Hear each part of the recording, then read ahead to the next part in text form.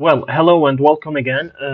So right now I'm gonna try to explain Spring Boot and how Spring Boot works. Why did I use to explain, or why am I obliged to explain Spring Boot? Because Spring Boot is, I think, that is one of the best frameworks that we could use to build web applications, and especially backends, because it is extremely powerful. And also, it enables us to focus more on the business logic instead of wasting a lot of time on building things from scratch. So, Spring Boot, it is just built for that, or it is used for that. It provides us with all the necessary tools in order to build some strong and really powerful web applications. It is extremely useful. And also, the main language that we use for Spring Boot, you will have guessed it right, just here from the interface. It is Java, exactly. So right now, I'm gonna try to explain a little bit how to build a Spring Boot application or a Spring Boot project.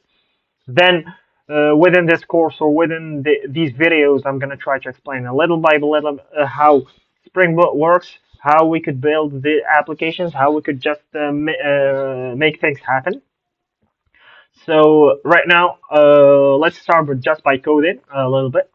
So as you can see here, I'm in this web page, which is the Spring Initializer. So it helps us to build some Spring Boot projects. So as a language, first I'm going to use Java, something obvious. Then for the builder, here are the builders. So for the builder, I'm going to use Maven. So what is builder? For the people who doesn't know or who don't know what is a builder, so builder we usually use it with Java. So it helps us to build the application and also to insert all the dependencies that we need within the application. So yeah, the main purpose is that, and we have many builders, but one of the most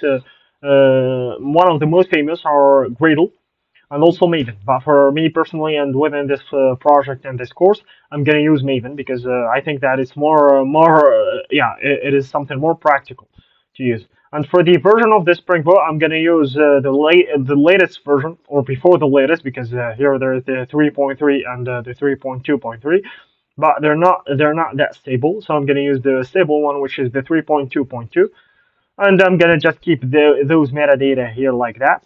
And for the packaging, I'm gonna use the jar, and for the war also it is another option, but for me I'm gonna use the jar.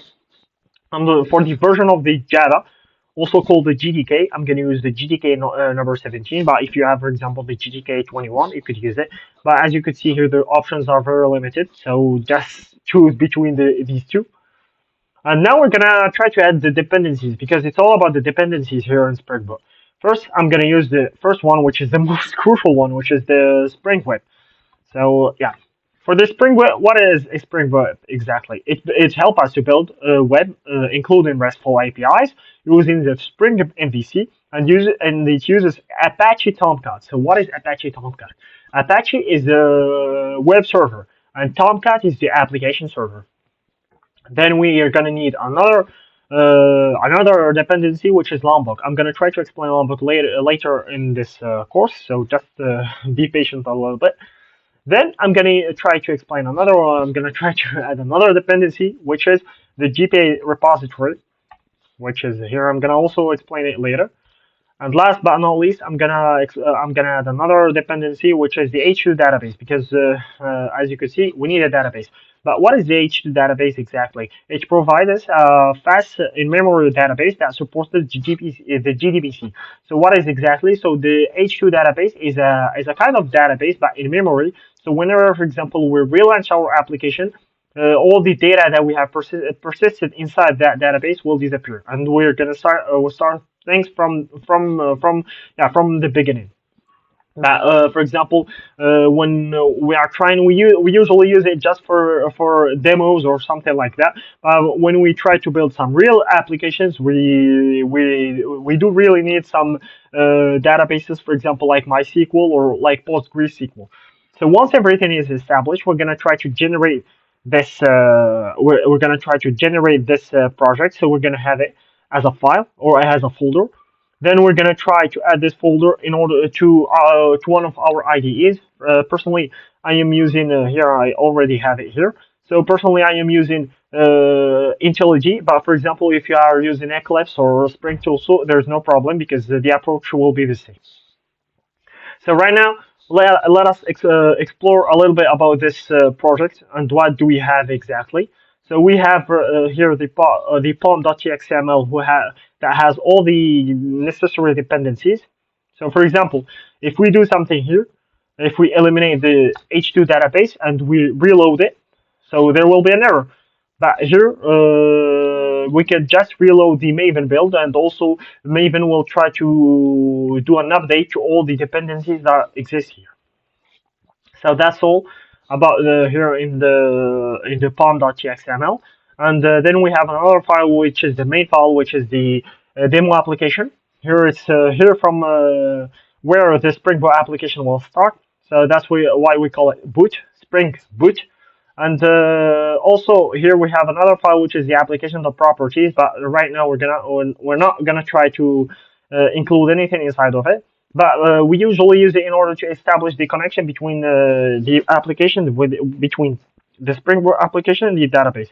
But for our case, we don't need any kind of connection.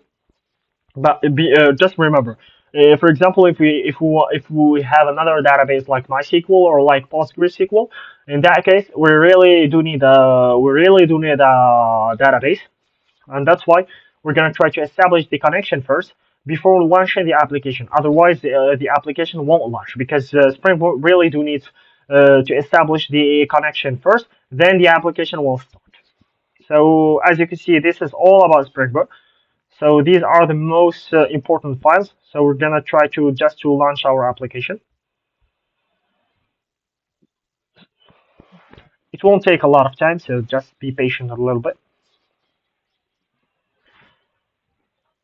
Yeah, and that's all. The application is ready to go. It has started on port 8080. And in the next videos, I'm gonna try to explain other concepts. For example, the Lombok, how the Lombok works, and also how the GPA works. So just be patient, and let's see you in the next videos.